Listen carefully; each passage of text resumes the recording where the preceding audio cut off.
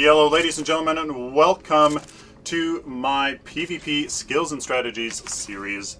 I am Sylphin, and today we are talking about playing it safe.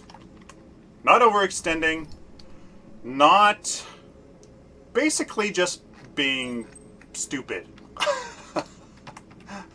Really, that's about it. So I picked a good hero to talk about this, and that is Sparrow. You know, she has limited mobility. She's a ranger, and she really benefits from smart positioning, smart strategic play, and really just being very aware of how the battle is going, how the battlefield is playing, how it just... Oh my god, are you serious? Oh, is this a pre-made? Oh my god. Oh my god. Wow. Okay. So, ladies and gentlemen, that has never occurred to me before, and that is definitely not something you need to worry about. Well, apparently it is, actually. I guess it is something you need to worry about, because the Death Ball has been nerfed. They really won't benefit too much from that. Not really something we need to worry about. So yes, overextending, playing it safe. When do we engage? When do we back off? I feel like it is a common mistake, a common issue with new players, with a lot of people in general, even somebody like myself. I mean, I'm not overly professional. I'm not even really all that good myself. But I have issues with overextending, and you know, when do I play it safe? So really, we can talk about the early game right now. And in fact, that some common thing that occurs in the early game is people push their lanes too far. So by not overextending, by not pushing your lane beyond your steps right here, is one way that you can actually get very much ahead of the enemy team. You can farm from very safely here in this part of your lane very easily, and really don't have to worry about overextending, because you can just sit here, get this easy power from your lane just like this here, and really not have to worry about much. Ooh, perfect pull into my hail of arrows. This team is really deathballing. That is not a viable strategy anymore. Unless they do a very good job of it, I don't see how this is going to pay off for them. Very interesting game to be talking about this, and this is going to be a very good showcase of not overextending. So, like I said, you don't really want to push your lane past your stairs here, because that will enable you to stay in the safety of your towers and simply get that card power very easily, and more importantly, not give card power to your enemy gankers. One thing you can do to increase the safety of your play is wards. Vision. Always take wards, ladies and gentlemen. Always you need to have your vision, have that. Oh goodness. So here is a example of me messing up, going too far. This is a perfect example of doing just that. I placed that ward down and I did not retreat fast enough. Perfect example of extending too far. Just chill in your tower. Just chill there. Not worrying about anything, just wait for your lane to get pushed back into your tower, and you can very easily get card power here in this early game. So here is a Grux coming in from behind on this Murdoch, and it doesn't look like he was able to make that gank happen. Now I think that was an okay time for me to push up this lane here, get a little bit of damage off on that Murdoch, but now we have to be very careful. Now I think is a time to play it safe. Just let this Murdoch push this lane up, and I'm just gonna have to be really, really, really careful. I don't want to deal extra damage to this lane. I just want these last hits to not overextend myself and get in the realm of being gankable. Like we have seen already, this enemy team's doing a very good job of ganking, of rotating, so it's going to be a very interesting showcase here of trying to play it safe, trying not to give your enemy team senseless card power from your deaths, and more importantly, disable you from farming and getting these last hits is very important card power as a ranger, especially somebody that, and from a carry, you want that late game advantage, that late game power, so you need to start getting it as soon as possible. So I have two people rotating this lane. I'm going to be a little bit of a pressure here on this Murdoch, even though I know that there's actually a Chimera around here, unless he returned. There he is. Again, there's that ward, that vision to help us against the enemy here. I'm going to make sure that I use my ult thing here. And let's see, I'm going to use my ultimate actually, and pierce against these enemies here. Trying to always be just backing up. I don't want to get caught out here a little bit. Look at that, even with one tiny little... Holy smokes, as you can see, ladies and gentlemen, just being careful. As a ranger, as somebody that is so squishy here, just, you know, once that engagement started, I was retreating from the start, or at least actually, I felt like I was retreating very soon into that engagement. Once I popped my ultimate, I was just backpedaling the rest of the time. As you can see, really, you really need that. Just to be so careful, because the engagements can turn so fast. We can see that Chimera there waiting for me, and that's exactly why you want to be careful, because we know that the enemy is just waiting to pick us off.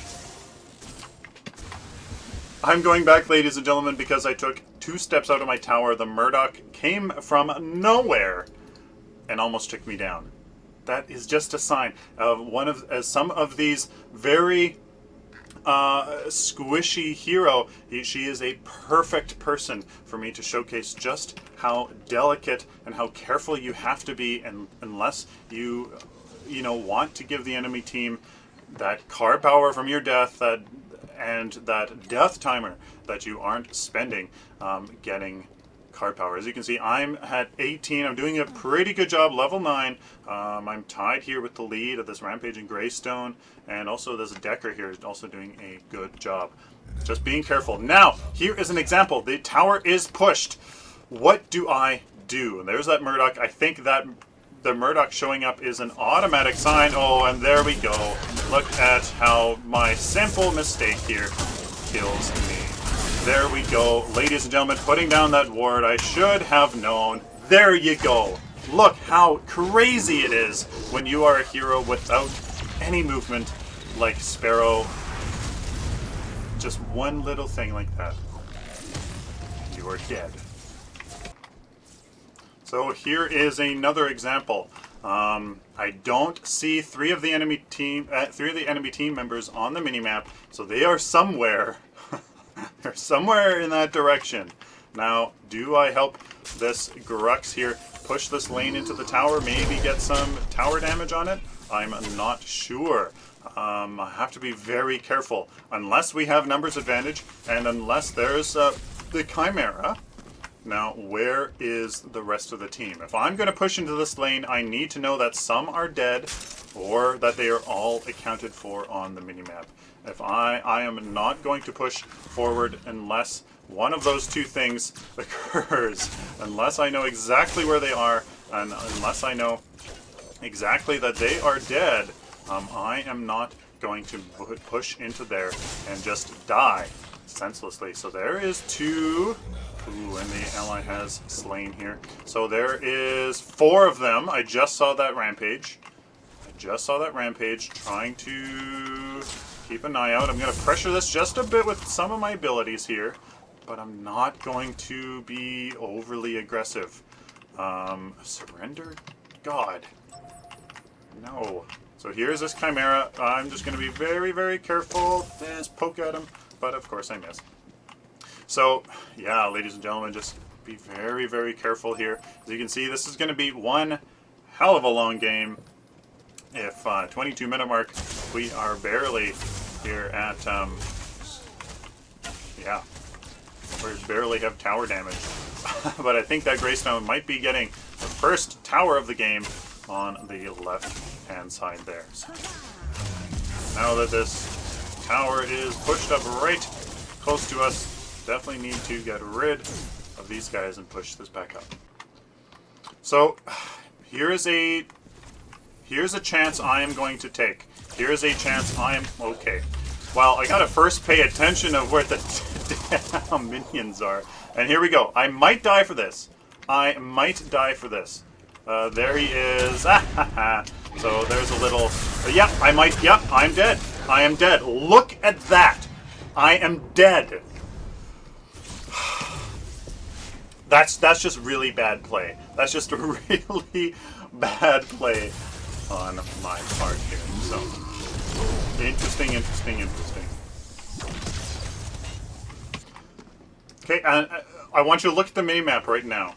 That is the consequence of giving the enemy team a numbers advantage by just overextending. They pushed down that lane and got the tower kill and almost pushed up into this tower here and getting almost, yeah, just a tiny wee bit of tower damage. That is the consequence of giving your team that numbers advantage that was absolutely senseless there.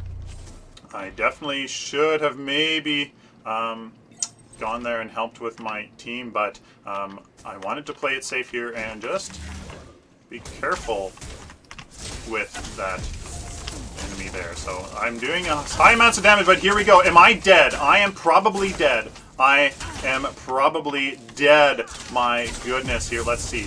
Am I actually dead? I might be dead here. Let me see. I might be dead. So this is where we have to play it safe here. Yeah, I am. Oh my goodness, I am so close to being dead. Holy smokes. I should probably not be in this. Oh god. Okay, so here's playing it safe because I don't want this Murdoch. He probably should have actually turned around there and looked at me. And look at that. There is that number. See how that compounded? See how that compounded to another tower kill for them in this lane? Incredible. Just incredible how fast things change like that. Just incredible. Jeez. And just like that, completely decimated. A perfect game for the enemy team. Amazing rotations. Amazing engagements.